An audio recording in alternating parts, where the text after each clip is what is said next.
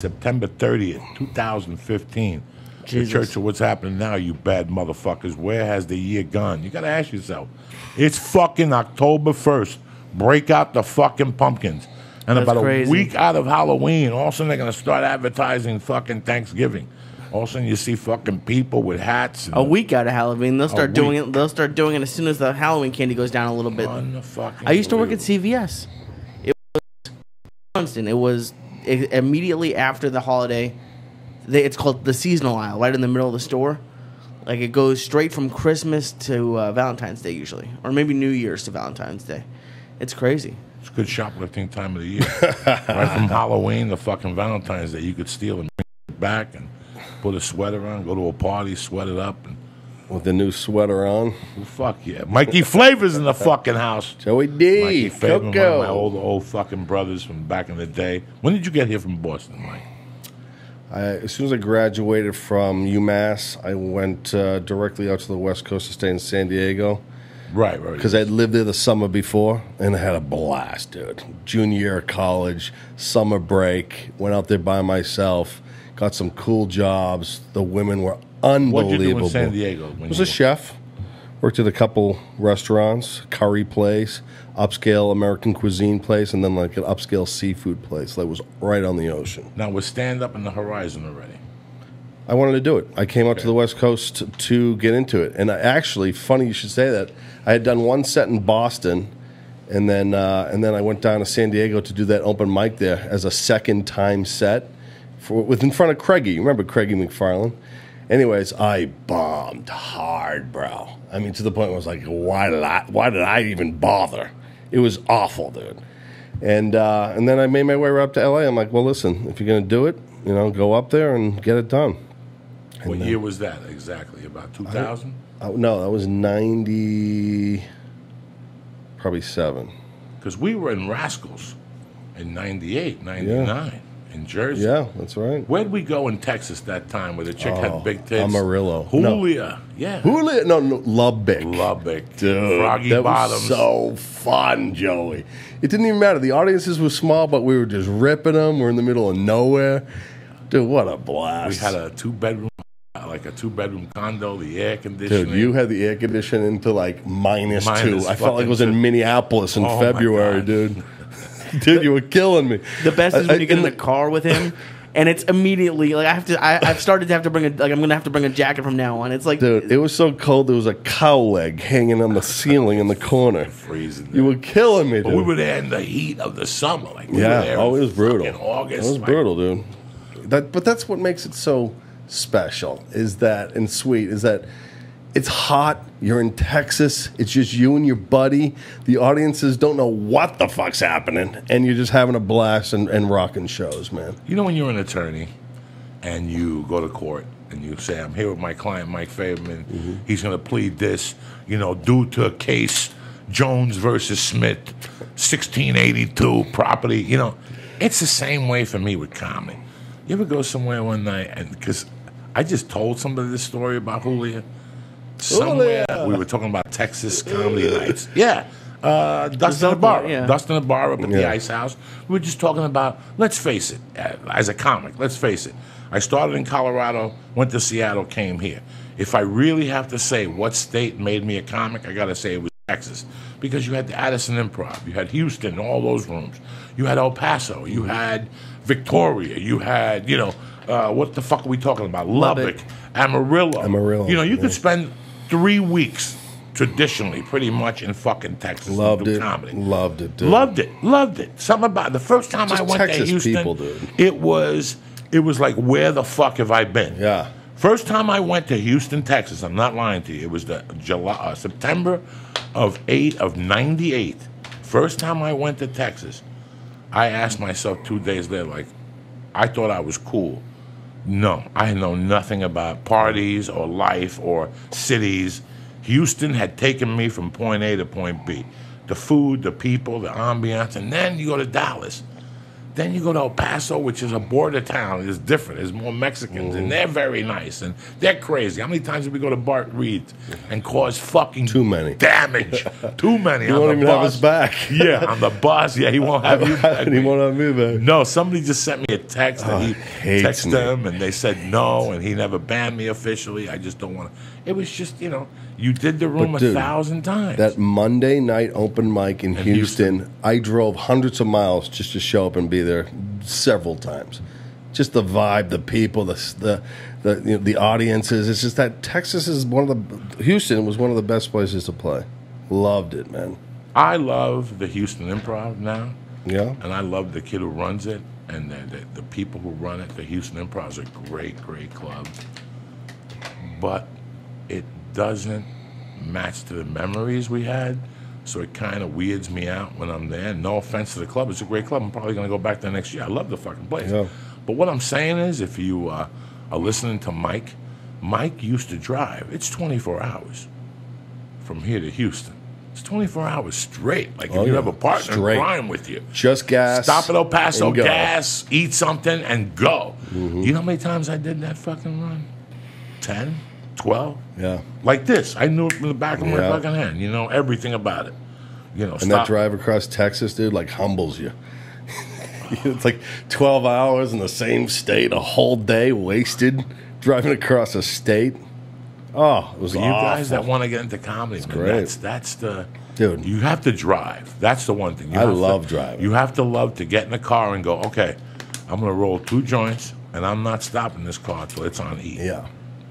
And I'm on E. And you're going from E to E. Yeah. E to E is when you stop, eat, stretch, roll 2 more joints, take a piss, make some nap. calls, take a nap, whatever. But I would go tanks. I wouldn't stop before a tank. 3-4 hours. Fuck it. It was worth it, too. Could you make a living as a comic just in Texas? I don't know now, but then? I don't know about year-round. We're talking 12 fucking months. Okay. We're talking, you do a club twice a year. That's a lot. They don't know who you are. No, you'd have to add Louisiana, Mississippi, Arizona, New Mexico. Tulsa. Yes. Maybe a little northern Florida. If let's say money wasn't an issue, right? Like let's say you had all the money you wanted, would you be like that kind of comic? I could see you enjoying that a little bit more. It'd have to be smart put together, like a nice run of 4 or 5 cities, in and out, boom, boom, boom. But if you got big, dude, you could literally do like a Thursday, Friday, and then a Saturday, Sunday in 2 different cities. Did you ever hear Tim Allen's argument with Jamie Masada? No, I don't think so. Tim Allen performs at the Laugh Factory from time to time. They make a big deal about it on Wednesday nights. Right. They put clean people around him. Tim's a great guy. I have nothing against Tim. He's one of my idols growing up in comedy. But there was a time when Tim and Jamie Masada were going at it because he just wanted to do 6 minutes. Right. And he offered to just do the open mic, but Jamie would fuck him and say Tim Allen is going to be in the open mic, and there'd be 200 people there. Do you understand where I'm coming from? So I don't care how big you get. If you love comedy, one night you're going to go, you know what? Fucking Mike Faverman's at the Tulsa Suck My Dick. Mm-hmm. I see that. I'm an hour away. Let's say I'm a millionaire. I'm a big-time comic. If you really love comedy, you're gonna go see Mike, and you're gonna do 20 minutes because nobody's knowing you're coming to see it. There's no issue about money. It helps the club. Comedy is comedy. One of the happiest I've ever heard you after a show was that coffee shop you did last year in Kentucky. You really liked that show because I didn't have to worry about numbers, right, and money. Be funny. I just put donations, and at the end of the night, I put 4 comics. I said, you comics split the 4 fucking people. There was $120, $130 I made that night because nobody ever gives a young comic a dime. Right. Nobody gives a young comic a dime. You know, we were in Vegas last week, and I got a little agitated by a couple moves. Right. Because I feel when a young comic has an opportunity, there's no thinking. You know what I'm saying? Yeah. When a young comic, like when you come to me, you're 3 years, and you go, Joey, I've been doing this for 3 years. I got 16 minutes. I really want to open for you. And I'm like, dog, you know what? Because you came at me like that, let's do this. And we go on the road a couple times. I want you to fucking go nuts out there. Do you know what I'm saying? Like, I mean, I love creating opportunities for young comics, but I want them going half-assed. Because I did that. I went half-assed. We called people, right? You pick up the phone and go, what's going on this weekend? Can I come down and do a couple spots? I don't want no money. I'll sleep on the fucking floor. It's crazy. There's a difference between, It's a need and a want. So that's a great question, Lee, because I got to tell you something. There's nights I just want to do comedy. I just want to go to the store for them to go Joe Diaz, and I hear 3 claps, and nobody knows who the fuck I am. And I can say whatever the fuck I want. Right. I go to the store now. They got me on the gazebo. They Right. clap. You follow me? Whatever the fuck it is. The Do you marquee. think you could go and just use a different name? Not at the store, obviously, but if you went to the middle of nowhere and said your name was. Well, the booker would still want to go. I'll Who the throw fuck you are on. you? No, not as a headliner, but even just to show up at an open mic in, I don't know, the middle of California. I would love it. I Yeah, would love it's to the just best. show up at open mics and do time from time to time. Pure comedy at its best. It's Nobody knows who you are. Nobody knows They who the don't know fuck what to you are. expect, and you just rock it, and they're just blown away. That's why I always say. That's why I was telling Mick the other day, doing those Mexican rooms about L.A. Toughen you up because nobody knows who the fuck you are at those bars. They got 6 drinks in them.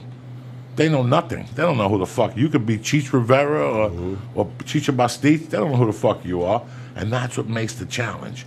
Anybody could go into a comedy store, an improv, or Lulu's coffee shop that advertise comedy every week, and people are prepared to go in there and laugh. Those Mexican bars, like I said, when you go in there and there's a Laker game or a Dodger game, or you're in Buffalo and you got to go in between a Sabre game, every state has Shut that. off the game in overtime. They forgot. You sold out on Thursday, but they forgot the fucking Rockets are in the playoffs. Yeah. No, it's a different comedy show, brother. People are getting up. People can't focus. They're giggling, but they want to know who their fucking team is, like you on a Sunday. Right, yeah. If they were playing on 7 o'clock America's game, wouldn't you, if you were sitting there at a fucking boring movie, you're like, what the fuck? New England's playing right now. I get why a lot of comics do Sunday shows. I know you don't like them, but especially during football season, I don't even see the point. For anybody, I don't see why the club's even open. Well, some clubs don't look at it that way. They look at it 80 people in a seat, 2 drinks apiece. That's their Sunday night. At least they get a little. They're going to be there anyway. For me, I worked Sundays till fucking forever. I worked Sundays till 2003. And one day I said, you know what? I don't want to work Sundays no more. They're really a waste of my fucking time. Even though we the did, Lord's Day, man. We had fun at the fucking the South Point that Sunday. That was a great show. That's fun, but then it's just like imagine in Texas where football is everything. So Friday night is high school football. Saturday's college, Sunday's pros. Monday's pros. Oh yeah, that's that. I got to tell They you have a something. Thursday night That must be game. crazy to get anybody to come out in As Texas. sad as this sounds, some of the best shows I've had in this business have been on a Sunday night. Really? Oh yeah. Oh, yeah. I had a chick take her fucking clothes off in Miami one time on a Sunday night. Oh, wow. At the fucking Laugh Stop in Houston, Sunday night games, Sunday night, 100 people. Those 100 people are really 400 people. They're out to fucking laugh on a Sunday, brother. Right. So You gotta don't get me really wrong. wanna laugh. Some of the best. Listen, I had a great time. I shot the special on Friday and Saturday. But on Sunday, I let loose. I got that valve and let fucking loose. And there were a bunch of old people in there. I got 3 emails. People hated me. But I let fucking loose, okay, on a Sunday That's a night. slow week. Yeah, Sunday nights, you got to let loose. Everybody knows where we stand. It's been a long week, and we're going right We're into a out. fucking new one. We're getting We're paid. going right into a new one, cocksucker. So now you're in L.A. It's 1998. What possessed you to go to the Comedy Store? Oh, man. Come on, man. It was the stars that came out of the place. The place is historic. It's world famous comedy store. You knew about this coming in. Bro, I was, when I was a kid, it was always Dice and Kinnison and Eddie Murphy, and you're like, these guys are rock stars of comedy, and they were bringing huge audiences and just rocking stadiums and specials, and you're like, that's the pinnacle. These guys are killing it. So I had to, come out here, man. Who was the first big name you saw at the store that took your breath away for a second? Yeah, I mean, not huge star, but Freddie Soto. Really? I just went there like one of the first days in town, and the lineup was Johnny Sanchez, Freddie Soto, I think you, but Holtzman. Holtzman, dude, he insulted me. I wanted to go at that guy. I'm like, who the fuck is this prick? And then he ended up to be a good friend years later, man. Maniac, screaming at people, dude. It was funny, but I got mad, you know. But Soda was on, dude. He lit up a small room like no one I've ever seen. You know what I mean? Those days, yeah, at that point, dude. yeah. I saw him in the Billy room in front of like maybe 5-6 people, and he was 100% on. You know what I mean? Animation, you know. He played everything out, and he rocked that place. And I was like, whoa, he got that much out of that, you know, unopportunistic, performance, man. He was awesome. So then I just, you know, started to ease my way in, man. Got a job there for a little while, and then I gave you a joint. I gave you a joint because what was the booker's name? Ken Phillips. Ken Phillips. He's like, give Joey Diaz this joint. Now, how'd you meet Ken Phillips? Craigie used to work for him. Was like an assistant for him. And he just said, go see Joey Diaz. Seeked you out. You weren't hard to find. And boom, the rest was history. Smoked that joint and then just taught me about the triple runs, dude. Oh, those nightmare years. 800 miles in between gigs for like 150. Who'd you do them with? Oh, man, I had one guy, Joey. He was like an old, depressed guy that was drinking a jug of wine. He would take it and he would literally cry. He would cry into like a hand puppet. I was like, bro, I'm out of here. I almost dropped him off in like Missoula. I was done with this guy, dude. For people who don't know, okay? So you wake up one morning, you don't know where your life is going, or you're fucking miserable, all right? You hate your wife, you hate your mother, you hate everybody, and all of a sudden a stand-up comedy show comes on. In the middle of this, you say to yourself, I could do this. You go to the fucking bookstore, you buy a book with your last $8, you read up on it, you go on the yellow pages. This is way before fucking, I'm talking before internet. Before internet. You go on the yellow pages, you look up comedy clubs. There's 2 fucking comedy clubs. You go down there one night, you pay the fig to get in, you pay 2 drinks, you watch, and on the way out, you see they have an open talent night. Your fucking senses go off. Your senses go off. Ding, ding, ding, ding, ding. You're ready to fucking go. You get your It's a great idea. Oh my God, you get your material ready. You tell all your boys, the people at work. 22 people come out. They're rubbing your shoulders. This is your big Rocky fucking moment. chance. You go up there and eat the dick of life, right? It's like a dick comes out of the back and it goes right to your mouth. Through your head. Right through your head. But you get off that stage and it's like Cupid.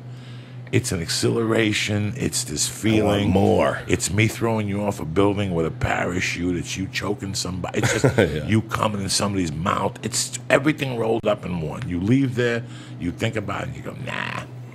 Right? You go, nah. Then you go out and you see one of the guys that night says, you're great. Where are you from? Boston. I'm from Boston. You went to UMass. I went to Emerson. Blah, blah, blah. My brother runs a piano bar on Tuesday. Come on down and do it again. Lee, after the first time, somebody that's the devil that comes up to you. There's always a person there who goes, hey, man, what are you doing tomorrow night? Go to the coffee house. And all of a sudden he just poof, disappears into the air. And you're like, okay, I'll go to the coffee house. And that second time, Lee, it's like doing heroin the second time. Now you start shuffling your life in your head, like maybe I'll do this, I'll do that. And then you go out more and talk to people, go out more. Now you have a year in. You have a direction. You have a schedule, you have a day job, you're still going out at night, and all of a sudden, Mike Faverman comes up to you and says, hey, you got a car? And you're like, yeah. And you're like, it's brand new, it's a Volkswagen, I got a warranty on it. What do you get the miles to the gallon? 60. How would you like to open up for me on the road? And then the guy will say to you, how much time do you have, Lee? And you're like, 13? Perfect. You need 30, but fuck it. We'll just roll right on the way, you know? That's comedy, guys. Tribble is the first door that gets open to you to play every back.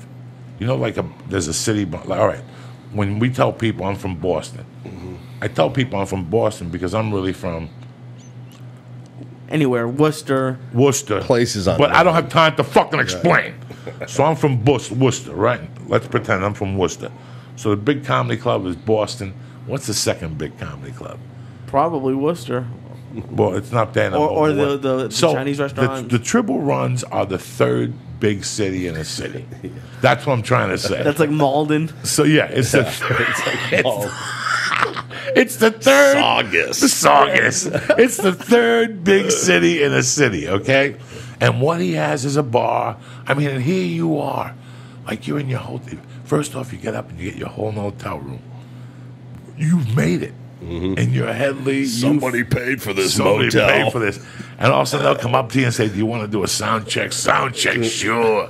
You go over there. You don't know. It's your first. It's your first. You get on. Now you have like, it's very interesting because you have Tuesday, Wednesday, Thursday, every night in a different 8-hour drive between cities. Do they have those in like hotel room bars? I saw That's that it. once. I That's forget it. where I was, Yeah, but it was like yeah. a Bar. and they had like a Bad. little Yeah. wooden Nightmare. like What's the hotel stump. that he has a lot of? Red Lions, Red or Lions. something like that. Red Lions. That's crazy. But I remember just getting to the gig and then hoping the hotel was there for you. You know what I mean? You weren't even sure if it was going to be there. You'd be stranded in the middle of nowhere, you know, these guys, these little gigs. But, dude, those were like that's where I met the Holodome. You know that Holodome in South Dakota?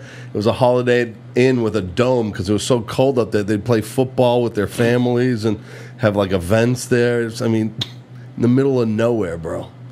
I went all the way to Snake River, one of the Dakotas. But we went to one place, dog, that it was fucking scary on those triple runs. And by Tuesday, I'd say to myself, I could go the whole week without blow. But by Friday, I'd be fucking dying for a bump. And I remember going to a Snake River and going, it was a two-nighter. It was Friday and Saturday. What state do you think? Dakota? One of the Dakotas. It was far, Jack. You know, it was like... I went to Havre, which is on the top of Montana, in the middle of nowhere. It was like a town of 64, and everyone was there. Everybody's there. The whole You don't town. understand. You're like a fucking big time. The comedian, there he is. Yeah. He's coming to town. Oh, shit. You just drove 800 miles. You've been eating fast food. Oh, my God. All you want to do is crash, and they're like, welcome to the stage. Dude, I remember I drove 800 miles from one gig to the next. And when I got there, 800. I got heckled the whole time by these three young jerk-off drunk douchebags. It was awful, dude. Driving 800 miles to get heckled the whole time. That's 12 hours, right? Yeah, dude. Guys, I had a 12 hours. dot when I did that run, and when I first got introduced to Tribble, it was January of '95. I had just quit Colorado Sports Advisors for the last time. I had a little account going, and I would do Tribble runs, and I would deliver Chinese food when I was home. But I would go on the Tribble runs for 3 weeks straight. I knew nothing but Tribble runs in those days. And I gotta tell you, man, it's a crash course into fucking comedy. Yeah. It's a crash course. Like whatever holes you had in your game, after 6 months of triple runs, there won't be any holes in your game. You're not fucking Johnny Bananas still, but all those little dummy things that you do, that we all do, just dumb habits, you'll work them out because it's 4 nights a week. And then you learn how to share a room. Like you go to the hotel on Sunday morning, go, what are you going to charge me to stay here the extra night? And they'll say, well, we'll give you a rate of $42. You only made $75 the night before. So you're sacrificing a night of peace. Then you ask for a late checkout on Monday till like 2, and you eat the crackers, the bagels for breakfast, the muffins. You take The everything. sweet and low packs. Lee, everything. You take everything. Your car, I had a Datsun B210 with everything, Lee. I had a pole in the back seat where you could hang clothes. I had a sleeping bag, a pillow, a blanket, an extra blanket, flares, radiator repair, an extra tire, blow thing for the tire got flat and you didn't have a spare. You could at least ride it like a Puerto Rican to the gas station. Lee, you have everything. Boxes of rolling papers, Band-Aids, everything. You learn to have everything because you're living on the road. I destroyed rental cars. Destroyed them. I remember I got one at like 50 miles, original miles. I brought it back. It was like 12,000 miles, dude. And they're all like, what the heck? Dude, 12,000. Unlimited. When they give you that unlimited, you fucking I remember push that the run, hill, too. I went all the way to Houston, then up to St. Louis, Chicago, North Carolina, back down to Houston, Little Rock, and then Arizona, and then L.A. Back home. But Little Rock was where you ran out and they didn't pay you because you ran out with oh, a chick. that guy. And Joe Chadwick didn't pay you the money in the whole. That's where the hotel bed broke for Ralphie. Which they put him one? on the 3rd floor in that hotel. It was like an OK hotel. They put him on the 3rd floor. That was the name of the place, Yeah, the OK Hotel. He broke the fucking bed, Ralphie, when he was at that club. Oh, my. You know what, though? Little Rock, Arkansas is where I found out that I had sleep apnea. Where a doctor came up to me in the hallway. Dude, and how did you do in Little Rock? Did they hate you because you were a Yankee? Horrible. I was the worst. Listen, in comedy, there's going to be times you're going to get work and you're not prepared for that work. Yeah. I was not at the. I went to there. I was probably doing comedy 7.5 years. I thought I had the world by the balls. I was doing good in bigger, hipper cities where I could do my drug lingo. Yeah. But when I went to that place, that was 3 nights of just dying. And he headlined me. I just died. It was just a death. It was horrible. Not for people like us. Huh? Not for comics like us. Well, no. We're Northeasterners. I'll go down there right fucking now and rock that room. Yeah. Well, yeah. But in those days, it was 7.5 years. It was doubts. They don't like my accent. There's people with white hair. They're Christians. You know what I'm saying? They're nice people. Now I'm experienced to handle that. Now I know to blow past that in my mind. Yeah. Just blow past and do your material. Yeah. And they either catch on or they fucking don't. That's it. End of story. When you watch Stanhope goes into those rooms. Stanhope will go into a fucking church and do his material. And that's why you have to give him all the love in the world, because it's fearless and it's committed. Mm-hmm. He's committed into the material. He's in there in your face yelling, cunt, you fuck, whatever the fuck is coming out of his mouth. He believes it. So because he believes it, you believe it, and you just sit there and take the abuse. If you're not experienced to do Stanhope shit, try that shit. Try that Stanhope style if you're not experienced.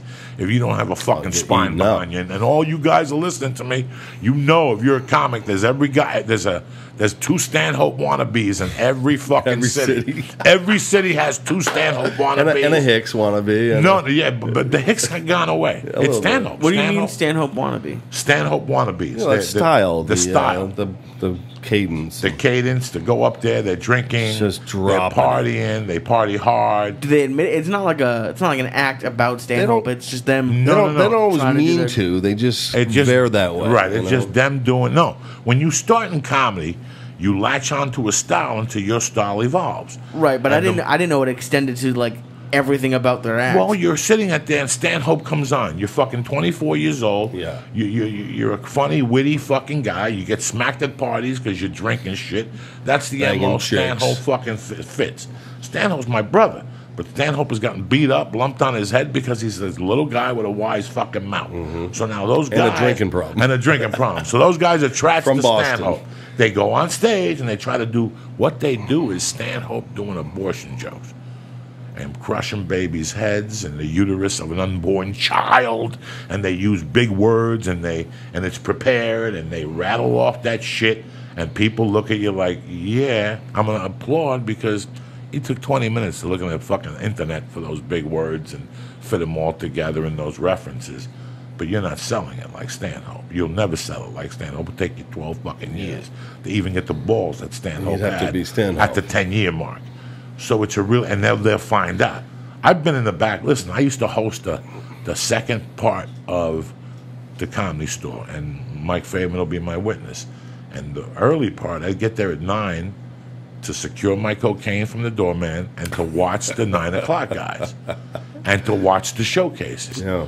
Every other week in those days, this is 15 years ago, was when Kennison was still relevant.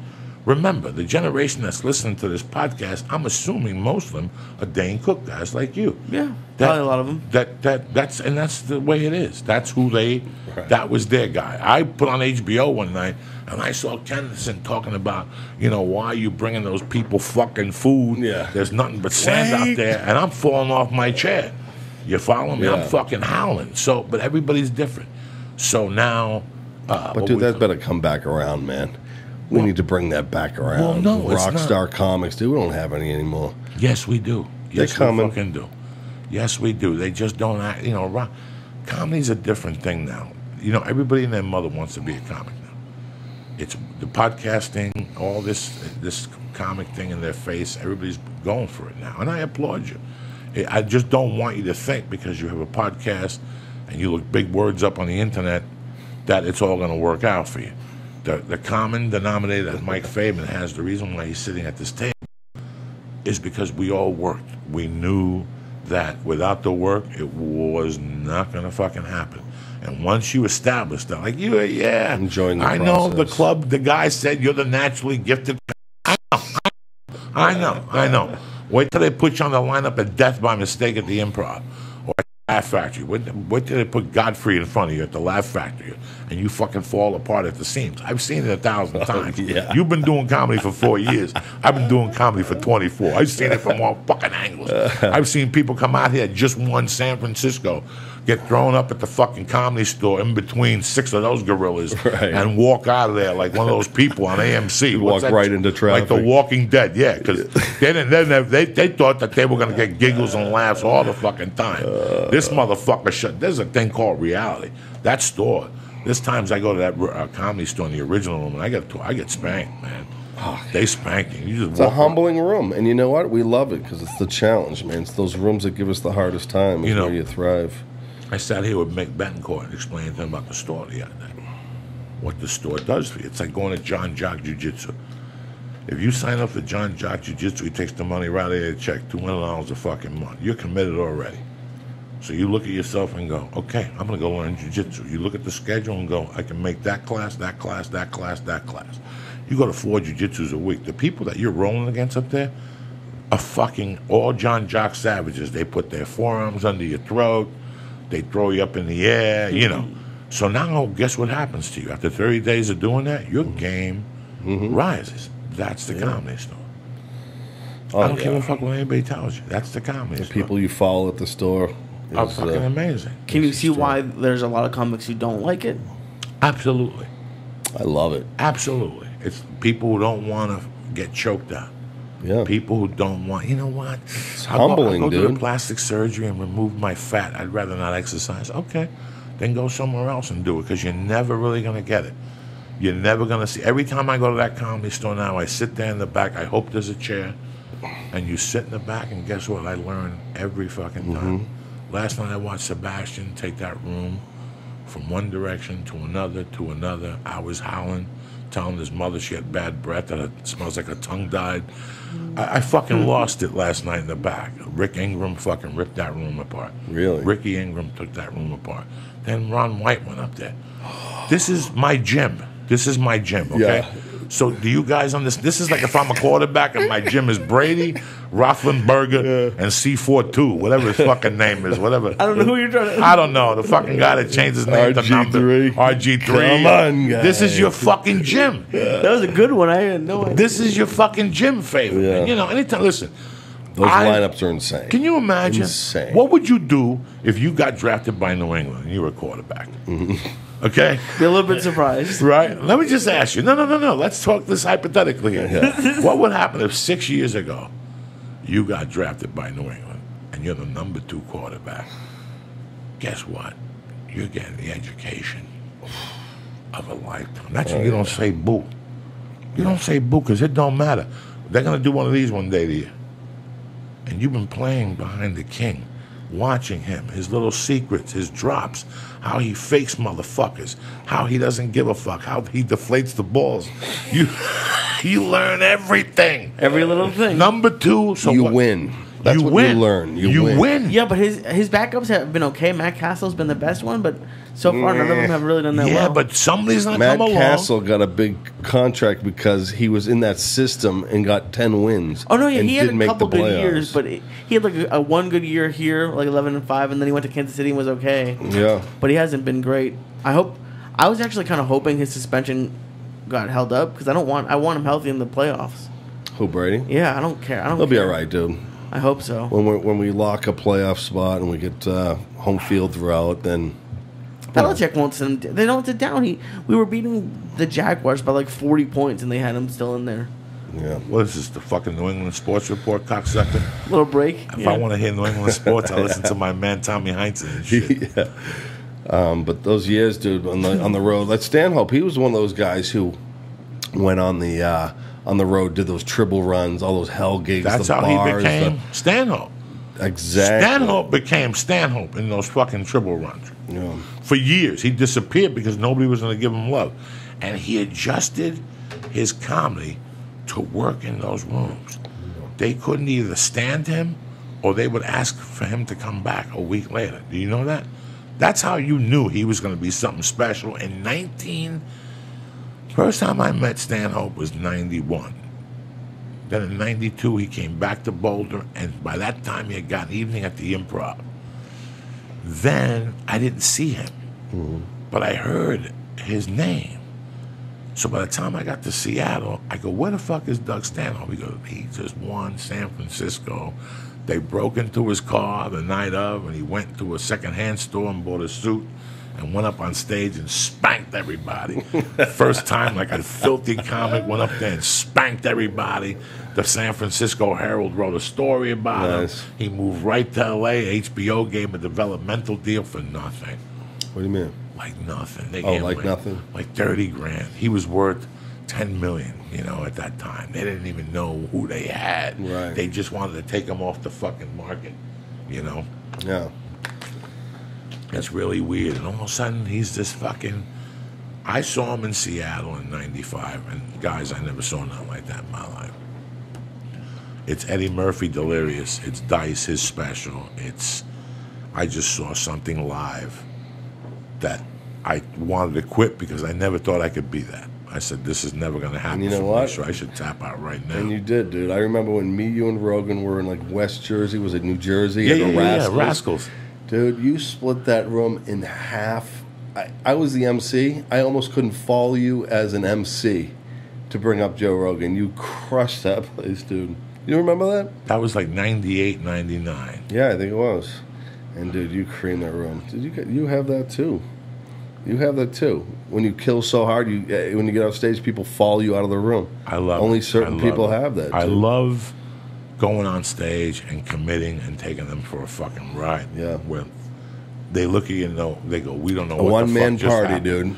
Yeah, we just don't know got leveled. What the fuck just happened. Yeah.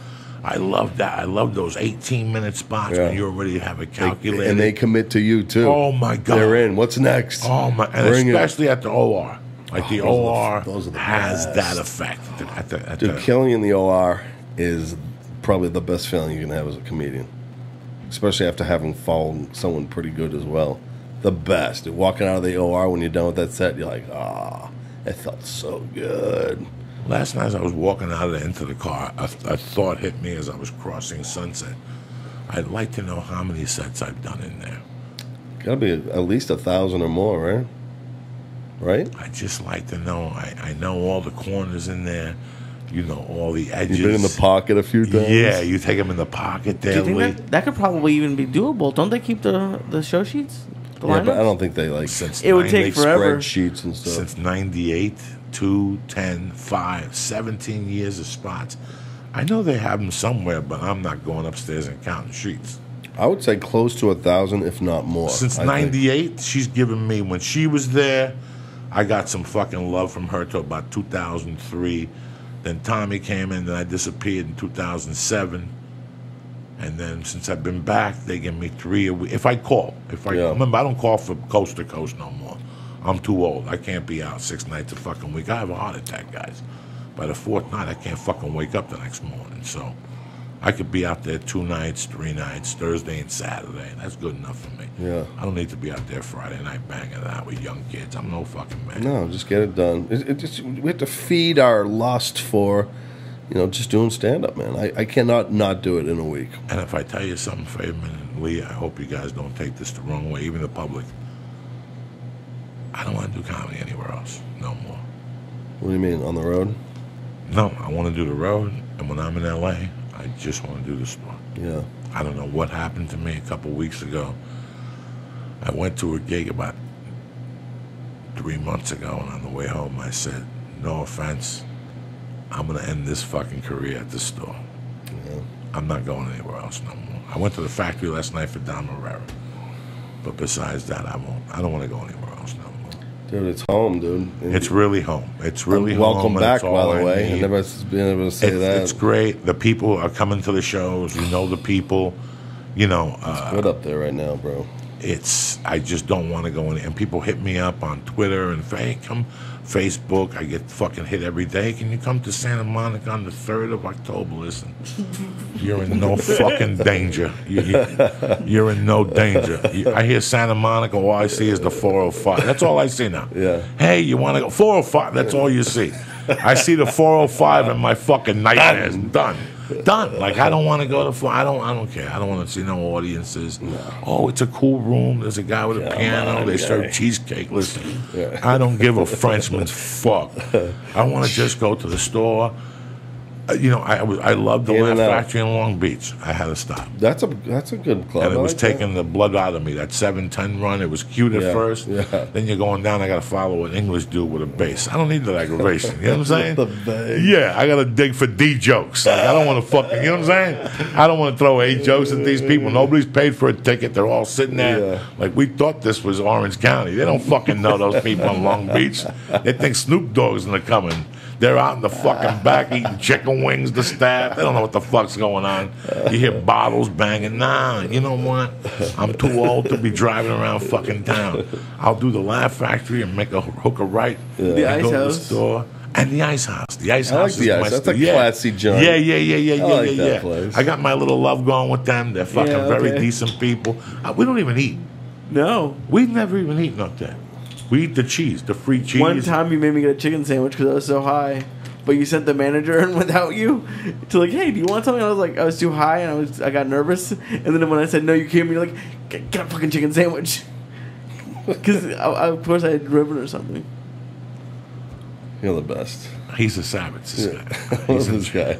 He's eating fucking 400 milligrams now a day. I got him on. He's in training in case the Russians capture him. You know how those Russian Jews are. They don't fuck around. They don't mess around. ISIS. ISIS Jews. So now, when you started comedy, you were also chefing. I remember you were in Melrose. Yeah, I worked you a were couple of chefing for a places. few places. I mean, anybody who I loved it, Joey. Still do. I know you do. And I do that comedy cooking thing. Yeah, it's still. Now, what very year? much- Now, I remember you doing all this stuff. Then your comedy started evolving. People started talking to you. You went on the road. You did the comedy on the tour. It worked out. Oh, dude, like I think it was 42 states, man. Who'd you do it with? Oh, just over time. You did it by yourself. You went to Yeah, different pretty clubs much. and interviewed different people. Dude, loved it. I love the lifestyle. I love sometimes not knowing where you're going to be. And Now, you're you didn't sleeping do in it. your You didn't car. do it with Wesley, You know. did you? I did one with Wesley. Oh, didn't he do the other one where he did with his buddies and they went across Tom? Oh, yeah. No, I didn't do it with Wesley, but no, I just I loved it. I didn't care where I was doing the adventure of going to another state, another city, dude. It was over, man. I had to be there. The different girls in the different cities. It was killing me, dude. I'm laughing because one night I'm fucking. You're like the second guy in 2 months. You just laughed in your face. One night I go to Faverman's. They got a victim over there who's sucking dick. And this whole fucking thing. I get in the car. I go get Ricky Cruz. I go, Ricky's with a chick. I go, Ricky, get in the fucking car. He leaves the chick there. We go back. We go upstairs. The chick is banging. She was at the store the night before sucking dicks and fucking hilarious. She sucked Mike Young's dick. Yeah, on stage. This chick was hot on stage. Oh, yeah. Or she sucked Rogan's dick and made out with Mike Young. And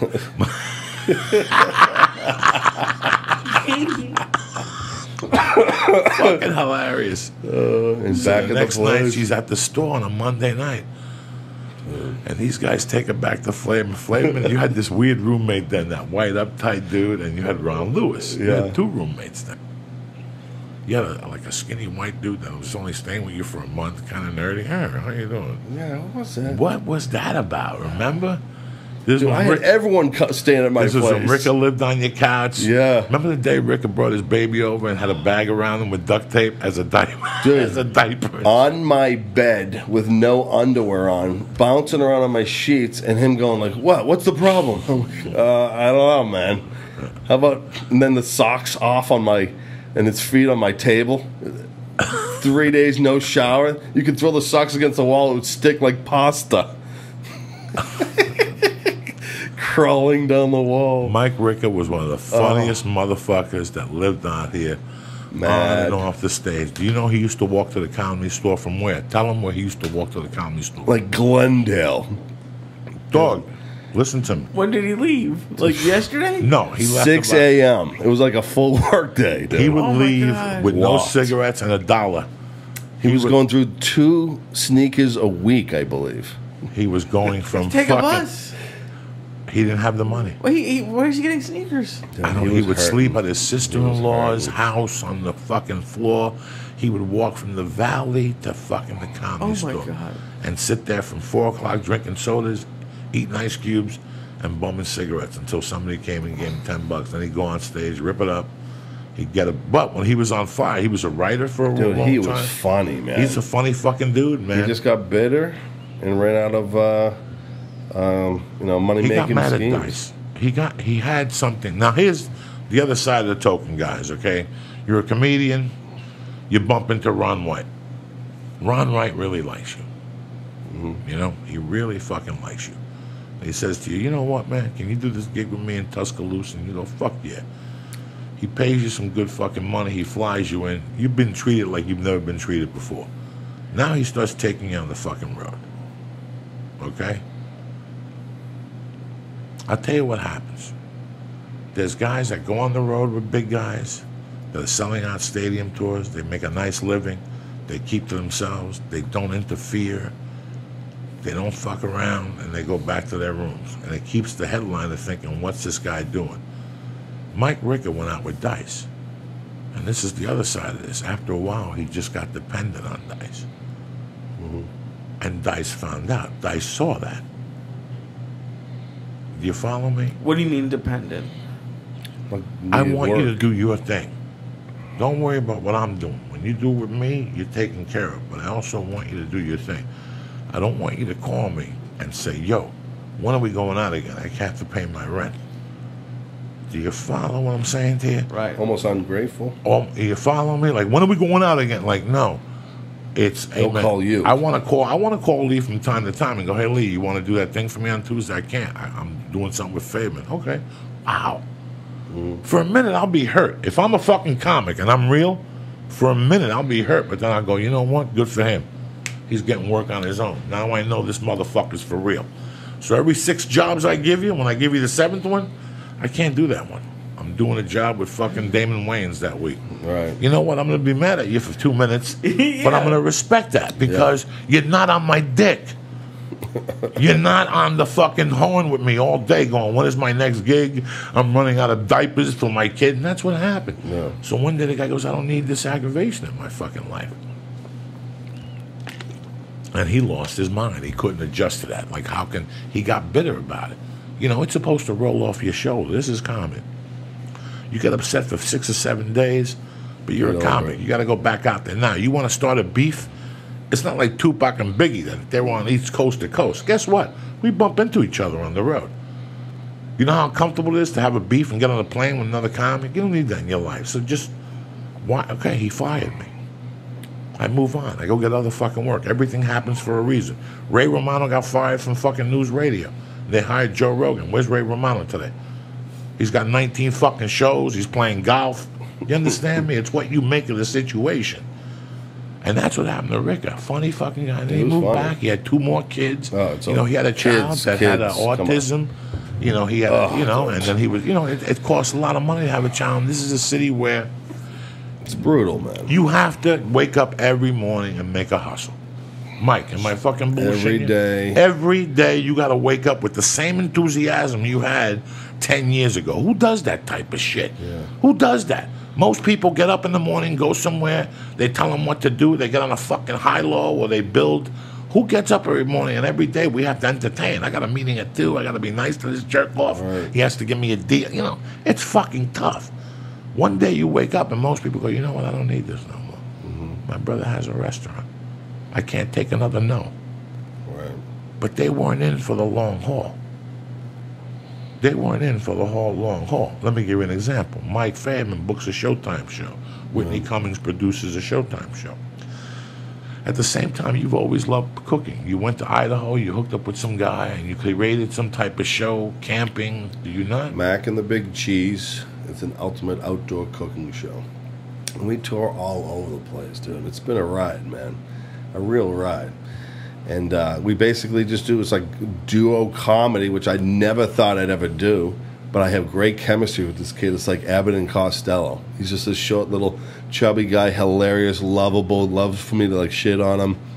He gives it back to me, and we both do a bunch of crowd work, and then we have a show where we're showing recipes, how to make recipes, and serve them after the show. So it's like, you're learning, you're having some comedy, and then you're going to try the food afterwards. It's amazing, Joey.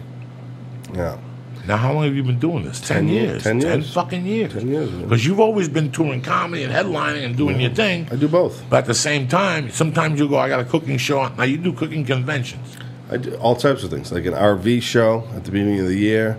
You do sometimes convention centers. I'm fucked up. Oh, yeah, me too. I'm fucked up, Yeah. guys. I got to tell you, whatever was in those fucking edibles fucked me up today.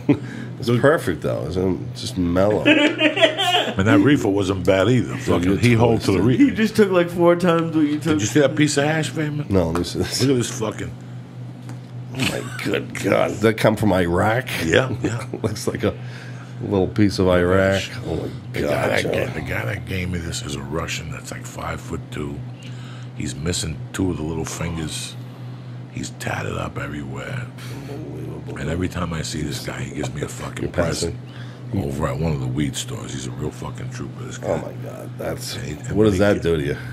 This is the first time I saw it, so I'm in the same position as you motherfuckers. Yeah. We're both virgins to the cause. You know what I'm saying? This will be on fire by tonight. So what have you been up to, dude? I haven't talked to you in a while. Faves, I got a baby. I got a wife. Crazy, man. I gotta fucking pick the baby up. That's a part of my life. I gotta write comedy. I gotta do a podcast. And then on Thursdays, I got on a fucking plane. I gotta try to stay healthy because who do you think you gotta chase this fucking child. Yeah. That's why you asked what we did this morning. We went to jiu-jitsu. I went Monday, Tuesday I went to kettlebells. I've been doing the kettlebells for about a year and a half. Kettlebells? You know, kettlebells, those Russian things. Yeah. Brody Stevens, Rogan, all those guys do it. But it's good for jiu-jitsu and it's good to burn fat. Yeah. Like if you do a high amount, then it's good to burn fucking fat and get strong. Yeah. Instead, you got to go to the gym and fucking lift weights. I'll do that too. When I'm on the road, I'll go to the hotel and fucking lift some weights. I'll do anything. I'll go for walks. You know me. I'm just trying to stay alive. That's it, man. I got to put blood in that fucking those cocaine spots in my heart. You know what I'm saying, Favorite? What's your favorite cities now to play? Like, where do you like to go? If I go there twice, I like your city, man. I like the setup. I like the setup in Boston. Oh, yeah? I love the setup in Boston. I love the setup in fucking Cleveland. I love the setup in Columbus, Ohio. Yeah. I heard St. Louis is getting a new club. Yeah, February That's gonna be 3rd to the 7th. We'll have to go see Filato. 4th to the 7th, I'm in St. Louis. Helium. Oh, great. And, comedy's on an all-time boom. Comedy's on an all-time boom. Now, Punchline is opening up in Philadelphia. Really? To really add fucking flame, because Helium's on fire. Wow. Helium's the boy to fucking follow. That'll give Helium Buffalo, Philadelphia, North Carolina, St. Louis, and Portland, Oregon. I'll be in Portland in November. I like that club in Portland, Oregon. And you know where they're going to start popping up soon again? In Texas, like those big old school clubs that we used to go to. I guarantee some of these events you're going to open one up. But the Houston last Dude, time. what happened in that scene? It was badass, and now it's done, huh? Done. It's done. There's 3 survivors: Renee Garcia, Ralphie May, and Lana Turner. Everybody else is in Houston doing comedy. I think they just shot a special for Netflix. I don't know if they sold it. I don't know what. Who did? Westling and those guys. Okay, cool. Ali Sadiq is down there. Ali Sadiq is fucking it up down there. Ali Sadiq is making things happen. But that's a new scene. Yeah. He's a young guy compared to the dudes we knew down there that came and went. Do you think comedy's Mongol. still in an upswing then? Comedy is fucking in a Dude, major upswing. It's coming It's fast, in a too. major upswing. Yeah. I mean, it is. It is. It's taking cities over. People are out. Everybody has a festival. Everybody's, doing something. Everybody's got a bar to book again. It is in a major fucking league. Yeah. Those booming lineups times. of the Comedy Store are insane. The lineups are fucking. You I cannot told be you, and I was insulted. telling Mick this the other day. I go, Mick, you have no idea. Jesus. You have no fucking idea what goes up down there. And even like 4 guys that you look at, Steve Byrne, Steve, Sebastian, Bobby Lee, and Rick Ingram, that's still a lineup from hell. That's an hour in front of you throwing fucking bangers and shit. Have you ever? I mean, I know you like not working every weekend because you need to have to have time for everything. But since it's such an upswing, have you thought about going out just like 6 months straight, just No, to make all that money? No way. Dude, I was just away for a month. It was over. I can't do it. Never again. I can't do it. Dude, wife, kids. I can't do it. I It's can't, like- I can't do it. You get Not it even- for I can't weekends. It's not even worth the money. It's not about the money. It's what I Yeah. can do and what I can't do. Week and a half Not is the about the tops. money. 2 cities, bang, Not bang, even, out. Not even. Oh, yeah, I wanted to. Listen, I went to Vegas on a Friday morning. I did a show a night, 7:30 to 9. 3 nights in a row. I used to do those standing on my fucking head, okay? All right? And then I came home on a Monday morning. I think we did a podcast, Yep. you know, jiu-jitsu, the wife, the baby. Tuesday, we did something, didn't even do a podcast, and I was back on a plane Wednesday. I got to be honest with you guys. I didn't kill myself in New York. I went to 2 jiu-jitsu classes. Yeah? I walked around. I saw my friends. I went to the cemetery, I put flowers for my mother, the usual shit. Oh, wow. But it's not like I was out till 4 in the morning, out partying. I got my hours of sleep, bro. I clocked those hours, you know, because I know the other side of the coin. It's not a half hour set no more, Faverman. It's 45 minutes to an hour in front of people paying $24. Right. There's no room for error. I don't have work. time to hang out and chitter-chatter before the show. We got nothing. I don't even want to talk to nobody before the Knock show. it out, I go got to home. think, go home. That's it. You say a prayer before you get on the fucking car. God, bring me back here on Sunday. That's all I want from you. Who knows what the fuck could happen? But beside that, I don't have it. Yeah. If it's a fucking big time movie and they're shooting in Atlanta for 6 weeks, I'm still coming home on the weekend. I don't give a fuck about the 6-hour flight. Just to see them, hug them, whatever. Or I'll fly them back there with me.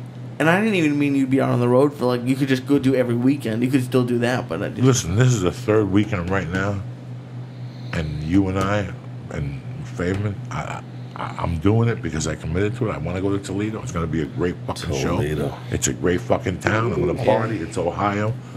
But I'll never book 3 weeks in a row again. Is it the funny? But what is it? It's a funny bone. Yeah, It's I did that with Russell Peters. Yeah, it's a great fucking room, bro. I got no beef. It is a there. good room. What my beef is that I can't do it no more like I used to. yeah. There's no way. I did 2 traveling. sets last night. Tremendous. The sets were tremendous. But for me to go out Tuesday through Saturday, even when I'm in town, I can't do it. I'm walking around at 6:30, bro. You know, you do 2 good sets. You walk in your door at 11:30, quarter to 12, unless you're fucking, you know, an hour to fall asleep. That's 1. By the 4th night, I got 16 hours in. I'm trying to do shit. You know, you don't sleep, you don't lose weight. You don't Right. sleep, your blood pressure's walking around. I yell at somebody, I got a fucking stroke.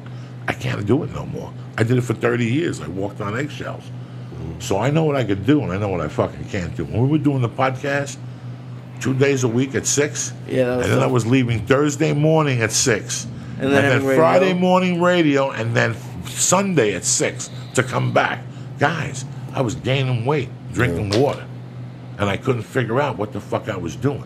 I was tired. Listen to the podcast from those stretches. There's a stretch I went out for 6 weeks in a row, 8 weeks in a row. Ridiculous. 8 weeks in a row. Ridiculous. Leaving on fucking Thursday and Jeez, Wednesday night. Ridiculous. You cannot take care of all the shit you got to take care of. Dude, especially a father and a husband in comedy and podcast. I mean, please. Listen, I get up in the morning, It's not a moment.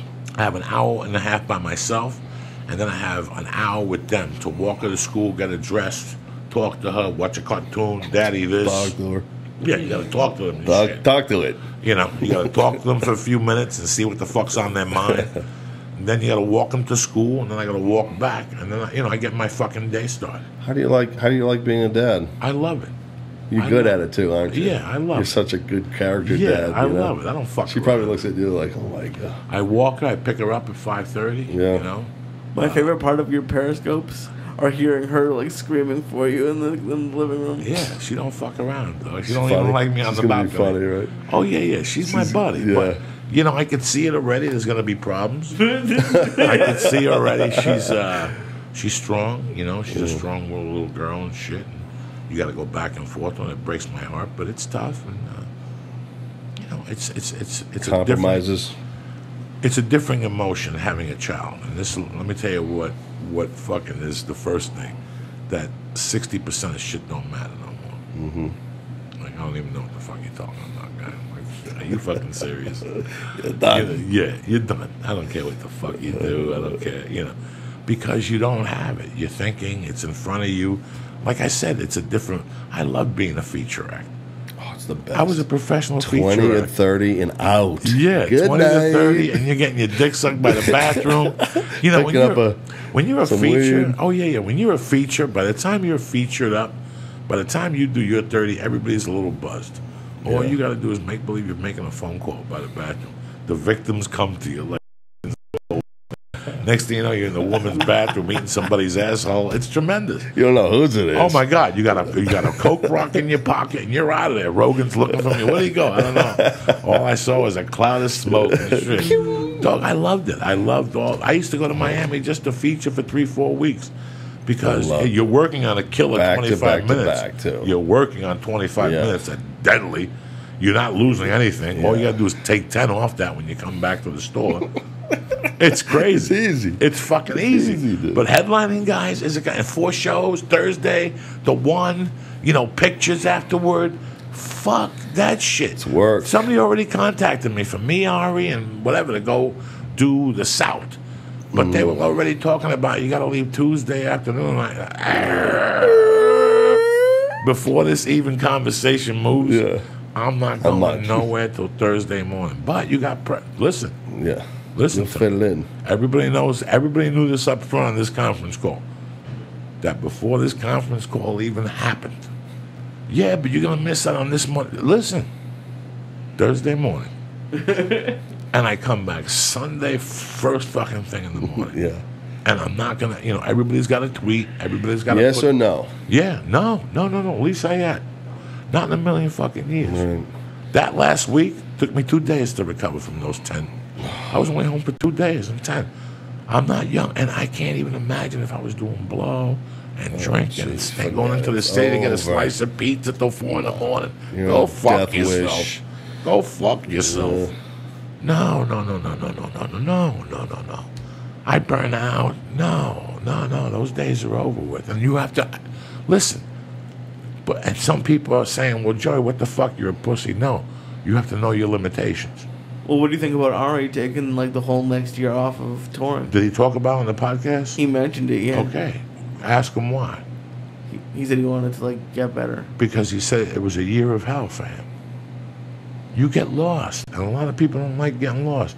When you get into comedy, you're like, I can't wait to fucking be on the road every week and be out there partying. Guys, it's great for a few weeks. And then you come home and you're like, I don't know about that. Yeah. And now you start getting selective. I'm not going there no more. Exactly. I'm not going. I used to pick Down to places 5 by or 6 cocaine. cities. Right in the beginning, I picked places by the best coke. Miami and Texas. Who's got better coke than those two motherfuckers? I'm there. What do you need? Whatever price it was, Right. But then when I stopped doing coke, now I became a comic. Now I want to go to these cities to do fucking comedy the right way. For a long time, I cut myself short, man. Right. I had these fucking addictions partying. and these You're haunts. on the road. I'm fucking partying, man. It was a party out there, dude. I used to headline in Houston and sell out with Pete. When Pete took over the Last Stop, Pete would put me in there 4 weeks a year. So he would headline me for real. Spademan went down with me. Pistol Pete went down there. It was a great, It was a party, man. This is part, and That's when Houston was at its best, man. guys, I used to go down there and gain 15 pounds, my blood pressure. Listen, there's an episode of Cold Case. Watch that episode with me in it, Disco Inferno. Look at my stomach. Go ahead, Lee, find it. Disco Inferno, Joey Diaz. It's got to be on YouTube. What happened? I used to go to Houston in those days from the 19th to the 30th. Oh, I used to sleep in Pete's guest house nice. around the corner from Beaver's. Hello. For eggs with French fries. Listen, when you eat 2 eggs, 4 pieces of toast, and a whole thing of fucking fries, not home fries cut up, but fucking fries, steak fries. Yeah. You will get. So I would go down there for 10 fucking days, guys, and just eat 3 meals out. Who eats at home when you're in a hotel? Yeah. And then you eat the apples at the hotel or whatever the fuck they got in the front. Is it on? Watch this. Look at the size of my stomach. That's the biggest I got. Where should I? That's the biggest I ever got. Wait, what is this? All right, this is a disco that they burnt. The funny thing is, I go up against a little Jew Should I kid. fast forward? Fast forward. This is the beginning, correct? Yeah, this is the beginning. Keep going. Fast forward this, Lee. Okay, this is a fucking badass episode. Keep going right there. Stop it right there. Okay, let's see what happens. They put a young me, and then they put me. There's Lee Syatt. There's a little Jewish kid.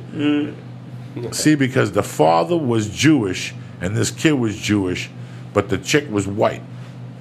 So the father didn't want him to be with a white chick, so he killed the chick and the son, and he burnt down the disco. Jewish lightning, Disco Inferno. What the fuck? Classic. This is classic shit right here. Classic. Oh my God, jeez Louise.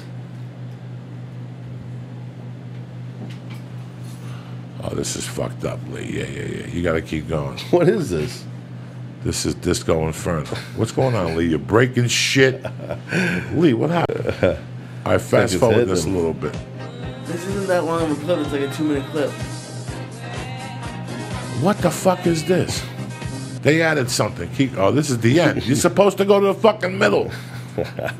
Unbelievable. Go to the beginning. This is only a 2-minute clip. Let me find it fast. Let me see if I can Oh, find it. Jesus Christ Almighty. Did you guys see this the boxing thing we did? You would have loved it, man. Me and Rusty did the punchline where the comedians fight each other in the boxing ring for like cash prizes and open up for Russell Peters on the road. Dude, you got to see it. It's hilarious. That is dude. crazy, dog. All those guys going You at got it. poor open micers, the fucking... Fighting for the opportunity of a lifetime, guy. See, that's crazy. It has Joey Diaz rants about, so maybe it's Joey Diaz cold case. Just try that real quick. Because somebody had it up. Yeah, see? Somebody had it up somewhere. No, all right, fuck it. Who knows? Who gives a fuck? Now, you've done a lot of things. You did the road thing. You booked some fucking commercials. You had that. But the thing you do the most now is this cooking show, which is pretty fucking interesting because you stuck it out. I know you're making a little fucking scratch. The book's bestseller. Get all types of DVDs. Store of merchandise. We tour pretty regularly. And city to city, good following. Always get on the local affiliates.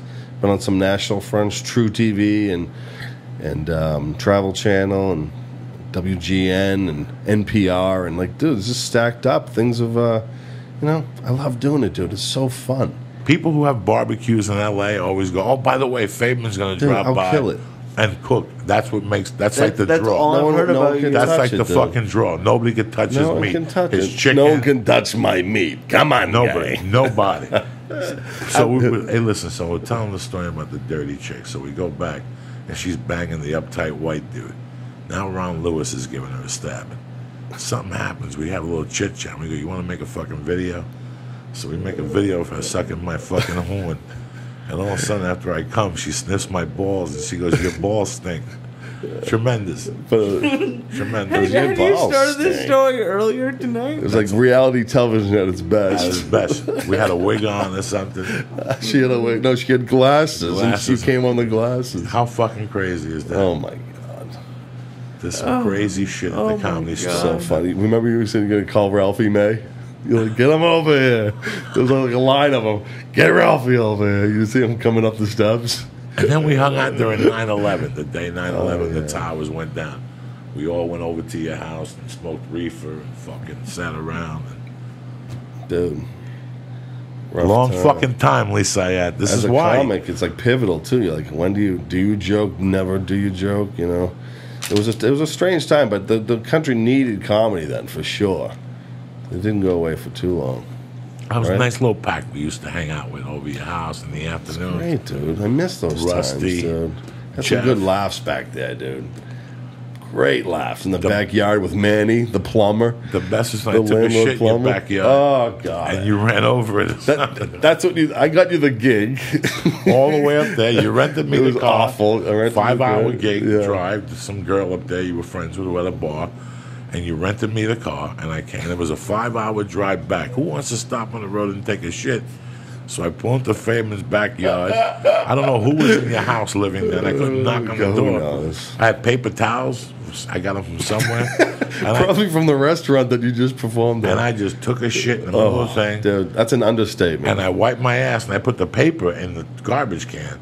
I left the piece of shit out. I couldn't It even wasn't see a garbage can. It was in my backyard No, on the ground. I left the It shit. had like maggots on it when I came left home the 3 shit weeks in the later garbage. when I came home No, from the road. no. It I said left the maggots. Listen to what happened. I left the shit in the garbage on the grass, but I threw the paper class. in the garbage can. And I go home, and he calls me. He goes, something with the rental car. Can you give me a ride to pick it up or drop it off? So when I get over there, out of the blue, he goes, Killed it, this dude. is fucked up. Dude, you killed it. Somebody took a shit in my backyard. Look at the size of that thing. I forgot all about it. I'm howling my ass off for 10 minutes. And finally, I told him it was me who took the shit in your backyard. Dude, how about that movie we shot in the backyard with that RV that the kid had from USC left it in their backyard? Remember? With the mannequins? The Price of Love? Dude, it was hysterical. Do you remember that? This kid who rented the room from USC had this RV he bought randomly, and he left it in my backyard because it was huge. And we decided to make a movie about two guys who fall in love with mannequins. And Joey played the guy in a poker game where I won his doll from him, and I took her and dragged her out of the place. Do you remember that? Is that on your IMDb, Joey? Oh, yeah. Look up The Price of Love. Play that. It's so, Oh, dude, my you're God. great. Oh, my I lost God. Jenny to you. It's just coming back to me now. That's right. We used to shoot some crazy shit back then. Oh, yeah. This is the journey, people. This is the journey. You just fucking do things. And it's not like we knew we were going to be Academy Award winners and that. We just took a chance. Even We're then, still what's the matter with you? plowing away. What are you holding on to your fucking beard for? Plowing That's really high. You're really high. You're always Yeah. fucking really high. Giggles over there. Let me give some shout outs. My man Stephen Pazan, I Am Customs. Look at him. Stephen Pazan, IamCustoms.com. He sent me some fucking beautiful insoles. I put them in my other Adidas. Tremendous. Bobby Sharon and Crystal. Lorne Rosenker, you know I love you. John Wolf, G. Yale Yofi, Michael Ladisaw, Cleo, Ookie Spooky, Lady J, Joey Rooklyn, and Mark Lemus. I love you cocksuckers. You understand me? What are you giggling about, Lee? What do you got going on? I just tonight? like that you made it rhyme. Who? You, Made who rhyme? my man Alan Pazam. You know I don't fuck around. Stephen Pazan. He sent me some beautiful fucking insoles. One red, one blue, so you know where they go, into your Adidas. He goes, I want you to wear them on stage. So I put them in my new Adidas last night and busted them up on stage. You know what I'm saying? I'm not going to put them in my busted up fucking Adidas. I noticed that when I was looking at the special. You have white shoes. Fuck They're yeah. white as fuck. Fuck yeah. Favorman, can you believe you're still in LA? Is there times that you look around and you look at your, you're depositing checks and you're like, I can't believe I'm still in Los Angeles. I'm Love making it, a dude. living. I love it, man. It took me a couple days to get back into the groove here since I was gone for about a month. But now that I'm back, I'm like, dude, I saw Luis Guzman today Where? at lunch at Lala's on Melrose. And it's just cool, man. Looks so, like, down to earth and cool. And I went up and, dude, I love what you're doing. I love your stuff. And he's like, thanks, man. And boom. But it was just cool to be at lunch and bump into him. Very cool city. But dude, I think LA right now is shining. It's like the comedy scene's good, a couple good movies coming out. I think things are in the upswing. We're ready to get bombed. Yeah. We're ready for a good earthquake. More- Shit, it's earthquake weather, huh? More rock star comics, It's dude. fucking, We've got to come around A again, dude. It's podcast coming. of positives and then So- bam. you really miss those days with Rockstar Comics going on to arenas and stuff like that, like Dane Cook. Dane Cook was Louis C.K. is the real one. Yeah, no, Louis C.K. 's Kevin Hart. Kevin They're all Hart, Rockstar. Gabriel. Dude, there are a lot of them. Yeah, there's a lot of them, Yeah, man. for sure. Yeah, there's a lot of them, man. But I mean, like the down and dirty ones, like Eddie Murphy and Pryor and Dice and Kinnis, and there hasn't been a lot of like filthy comedy getting attention. Stanhope, I guess. You're on the uprise. Well, the problem is they categorize it, right? They categorize it, and that's the wrong thing because a lot of people aren't really that filthy. Maybe they just off what's the word I'm looking for? Kilted? Off kilt, yeah. Kilted? Maybe they're off kilt. Maybe they just don't go up talking about eating pussy and stabbing your wife's pussy with a fucking bayonet. I'll stab your wife in the snatch with a bayonet. Nobody wants, you know. And that's what we're saying, that you got those Stanhope types that when they're younger, in their first 2 years of comedy, you can't sit through that because they don't have the spine to say that material with confidence. They say it very, I'll crush the head of an unborn fetus. And some people in the room giggle in the back, ha ha ha ha, and you know, Like feeling sorry I'll for kick your wife in the pussy or whatever the fuck they talk about. What is it? That's not funny. Well, it is if you say it from a certain direction mixed with intelligent stuff like Stanhope does. It's not when somebody's just going to fucking Google and Googling up words. That's what we're talking about, Lee. What the fuck? Kick it up, cocksucker. What do you got going on this weekend? Mama's going out of town. Yeah. You're alone. You only got 3 stars. You're going to go to a kettlebell class on Saturday. You got jiu-jitsu Friday night. Oh, hell no. I heard the fucking No stories. schedule? Look at him. He's fucking, he lost 100 Do pounds. you do jiu-jitsu as well? Yeah, he just got into Are you it. good? Are you into it? Oh, yeah. Can't you see? He's Maya I mean, Yamoto here. I Nah, understand. well, Some people he's know how good. to swing He it. wrestled in Boston. High school. So Barely. he's 5'6".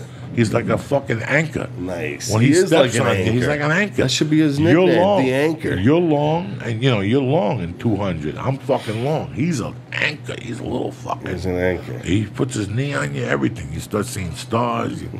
You see Steven Spielberg. Fucking what's that movie? He's like a spike. Yeah, he's like a fucking spike. I'm Faverman. I'm just.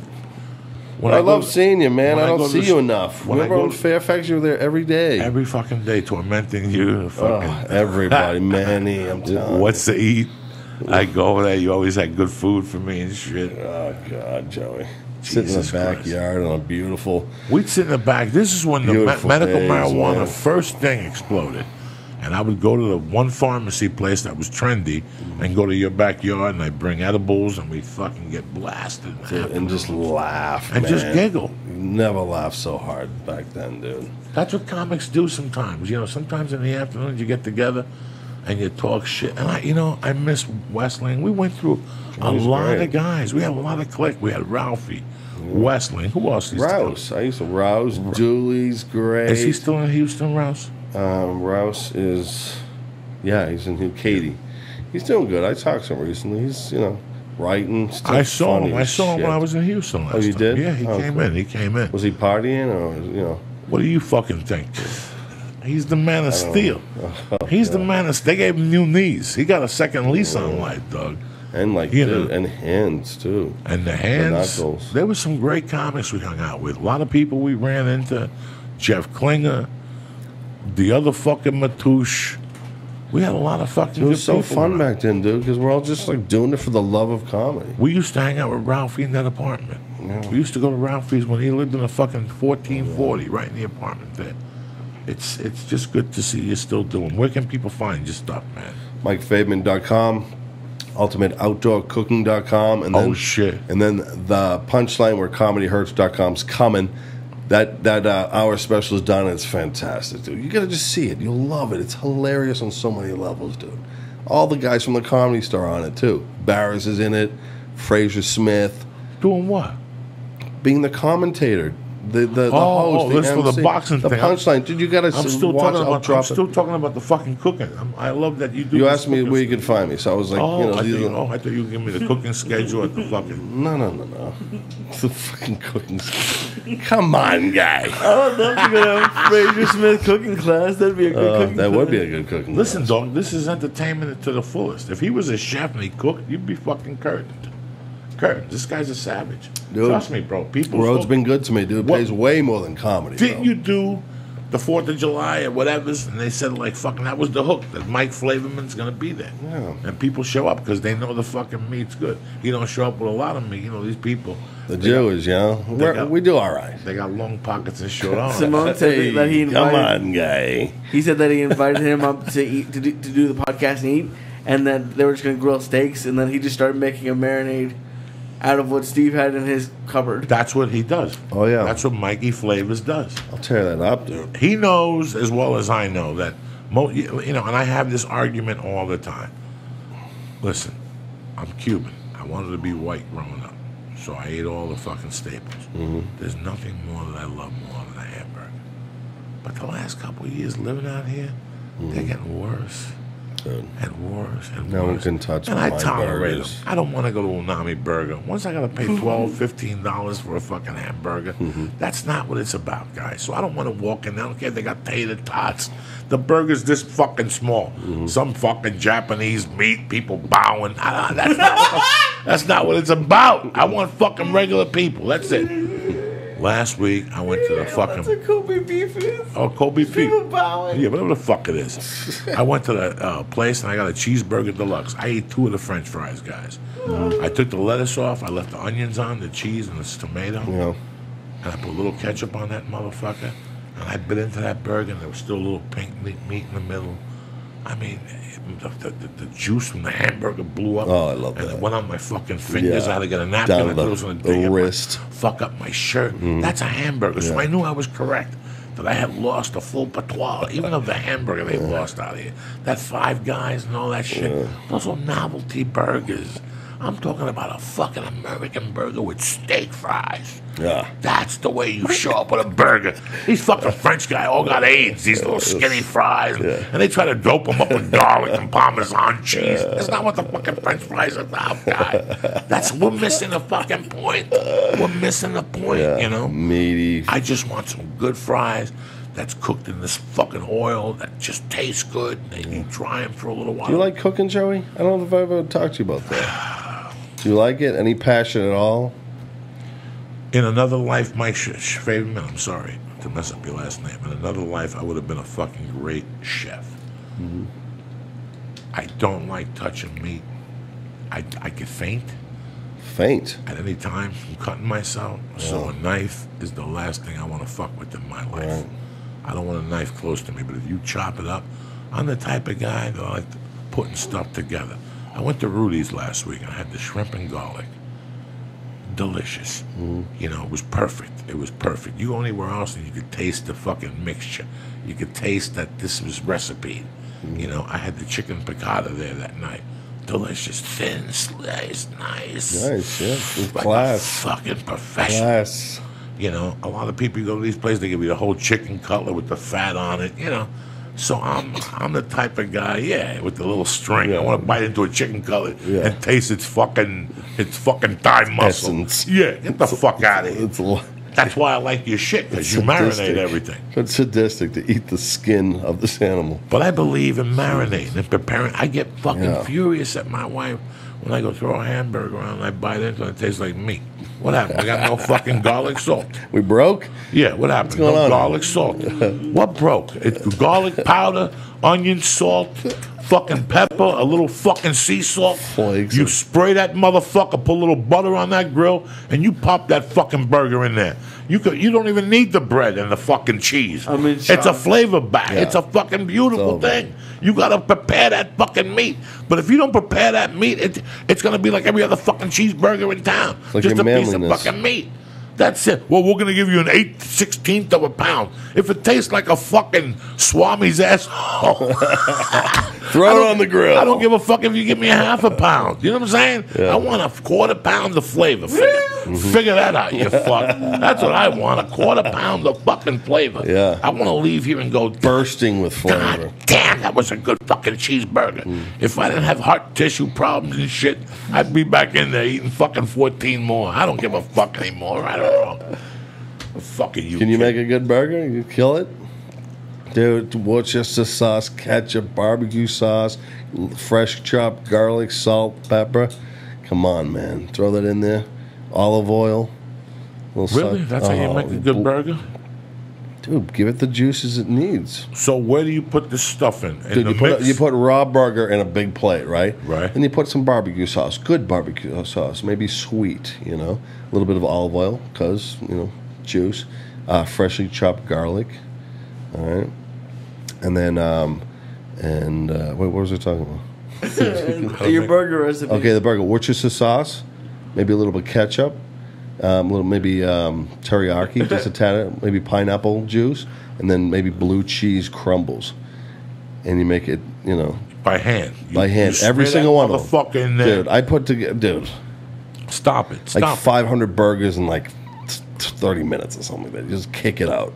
You throw it all in, blah, blah, blah, blah, and your hands. And I have some assistants sometimes just helping my shit. And then, boom, killing on the burgers, dude. Killing it. Like, this guy's higher than both of us. So you make the burger, you squish it with your hands. Individually. What do you put in perfectly. the fucking frying pan? Dude, you put it on a grill. Okay, outside. Yeah, put it on a grill.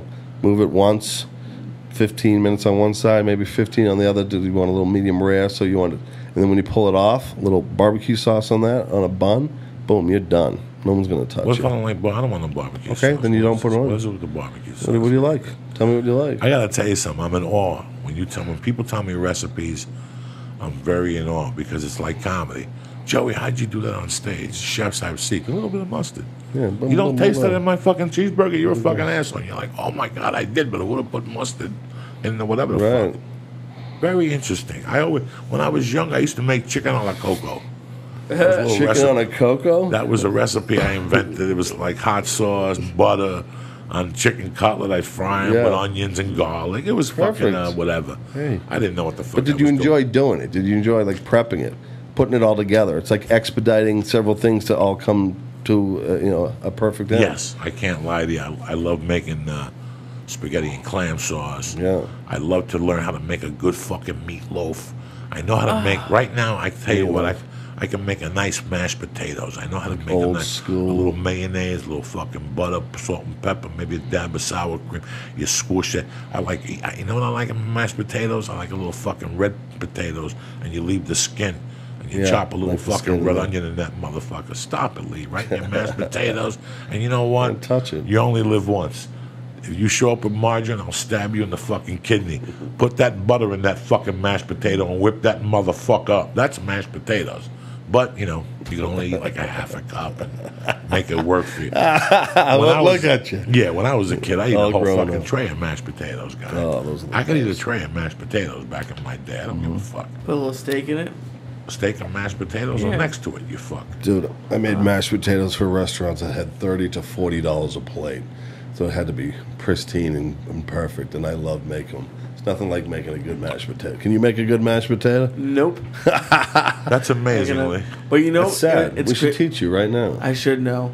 But it was crazy that you said meatloaf. I remember I must have been like 10 or 11.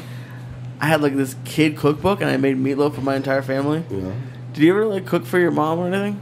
Like, as soon as you said it, that's all I could think about. Steakums. You cook steak Steakums. I made a good fucking steakum with onions and peppers. I could dope it up. See, for your I'm good mom at- and I'm- stuff.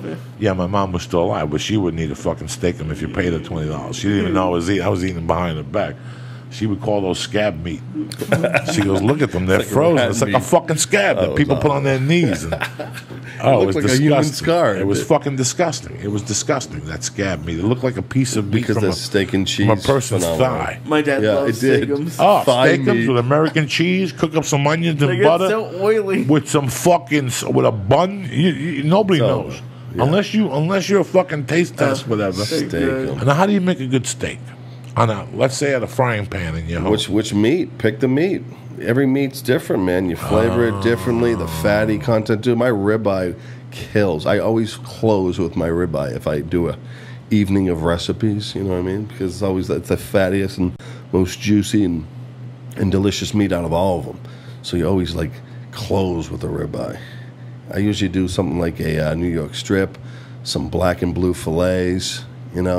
Maybe a good carne asada, maybe a flank steak. That's a tough one. And then go to ribeye and just close the night out. And then beforehand, dude, you do a little bit of vegetables, a little bit of sausages, a little bit of grilled vegetables, and just get them like maybe a little bit of fish, salmon. I do a salmon in a tinfoil wrap where it's like fresh lemon, I like basil, salmon. I always olive fuck oil, up, so I stop garlic. buying it. You just let it cook itself at a low temperature, and you put all of it in a tin foil so all the flavors are there, lemon pepper sauce, and just 15, 20 minutes on both sides. Boom. Dude, it's easy. I would go get salmon from Whole Foods, take it home, tastes like ass.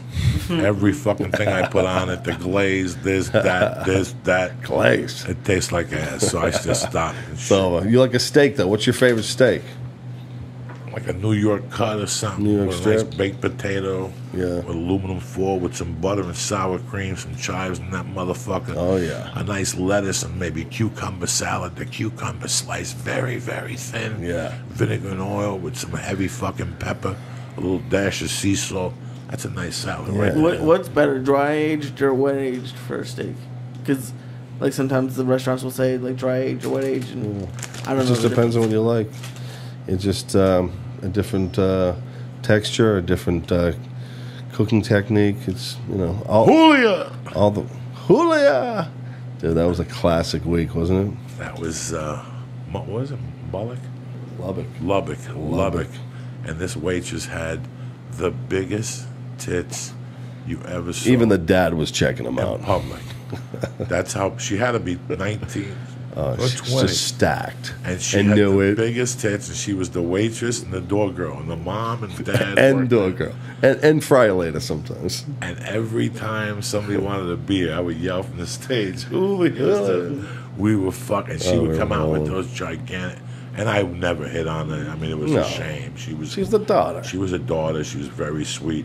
But leader. Cans. If my daughter's tits were like that, I'd have to pull her aside. No, Listen. we got to cut those things down. I mean, these things a were family. not double D. These things were Double D. double D, and they were natural. Like by Saturday, we got it out of one of the customers or something. Like, hey man, how big are her tits? And they're like, oh, so she's been a little girl, and they just kept getting bigger, and bigger, and bigger. And that's where they are today. It's a They legend were in not the county. only in Texas. Oh, yeah. Only in fucking No, those Texas. Texas girls are special. Yeah, Joe. no. Only in I dated Texas. that El Paso girl for a while. She was great. Oh, that's right. The Dude, crazy she one was with the great. kid. That's She right. was great. It's a party girl, beautiful. She lit your house big on fire. tits. She's Yeah, like that's Marilyn right. Monroe of it. She was El crazy, Paso. though, and No, shit. she kicked me out of the house, threw my shit on the lawn, dude. And I'm in the middle of nowhere. I had to drive to Odessa, Texas, and then sleep in my car because I had no place to crash that night. It was a nightmare, bro. The 1,000 lives Dude, of my face. The 1,000 lives of a comic, bro. Yeah. Falling in love Dude, on the road and stopping difference- by their house. And Different stories with, come on, man. It's- on it for all your fucking supplement needs. I'm sorry, I started stepping on you Advertising. motherfuckers. Let me tell you something, guys. I tell you, we went to jiu-jitsu today. We rolled hard today for that fucking 1 hour. We were sweaty up a storm. Hell yeah. You know what that was? Tell him, Lee. What was that? Shroom Tech Sport. Lee don't know Hell because I yeah. didn't give it to him. Yeah.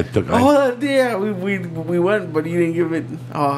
See, I fucking had the Shroom Tech you- Sport in the fucking bag, and it you gives you a little bit and more Belichick. oxygen, a little bit more length. It gives you more. At least I can think more when I'm in bad situations. I love all that stuff. The Alpha Brain, that's the fucking. That's it. That's the Star Trek of the Enterprise right there. If you don't start with the fucking Alpha Brain, you're killing yourself because it's money back guarantee. We don't even want the product back. Go to honor.com. Look at the great selection of supplements they have, from the tea oil to the Shroom Tech Sport to the testosterone boosters. I'm not one of those dudes. Plus, you said they're having a sale. Go to honor.com right now, and in the box, before you check out, press in. Church. Boom! Get 10% off. They have the Stay On It program. All this stuff gets delivered right to your door. Bam! That's on it for you. We don't fuck around. Like I said, Alpha Brain, the Shroom Tech Sport, Shroom Tech Immune. I already got the Immune ready for breakfast. When I get up before I go on that plane, I drop 3 fucking capsules. Midway, 3 fucking capsules. And when I get there, 3 capsules, just in case there's bad spirits in the hotel fucking room and shit like that. Speaking of comfort, MeUndies.com. I'll tell you. Let me drop it on you motherfuckers. You guys wear underwear every day. That's 365 fucking days a year, rain or shine. There's a few days there you go commando. You're going to sling dick. You ain't got time to take your underwears off, right? Listen, luxury at half the retail price you're going to find anywhere else. When you look good, you feel great. It's a cliche because it's fucking true. MeUndies understand this, and that's why they design underwear that makes you look and feel fantastic. I got to tell you myself, I even look good in fucking MeUndies. You understand me? It tightens up the nutsack. It firms up the muffler.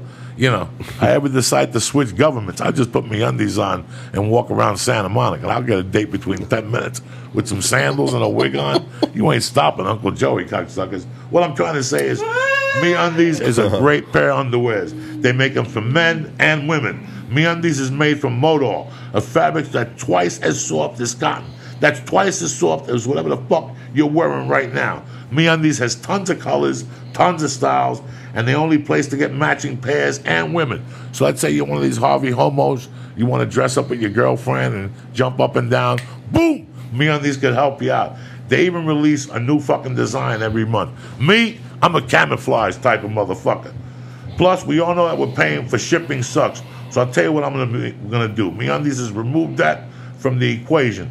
All orders in the U.S. and Canada, I'm gonna ship to you for free. Plus, I'm gonna give you 20% off of all fucking orders, all right? MeUndies, the best underwear. If I go to jiu-jitsu, I got MeUndies on. That's why I don't wear them when I'm not, because I only got like 6 or 7 pair of MeUndies. I go to jiu-jitsu, I'm ripping shit. But I'll tell you what, the elastic has stayed, the fucking thighs have stayed, and every time I go to jiu-jitsu, I get home, the outside is wet, but the inside is dry. It pulls the moisture from my nutsack. So let's say I was going from jiu-jitsu to sling some dick. Boom! When I get there, the balls are fresh, as the French say, magnifique. Go to MeUndies.com right now and press in. Joey, and get what, Lee? 20% off your and free shipping in Canada and the United States. Who's better than you? Bro. What do you think? Killing it. You know how we do You're it. Killing it. My family, I got I love time to seeing you, dude. I love seeing one, you too. one of the classics.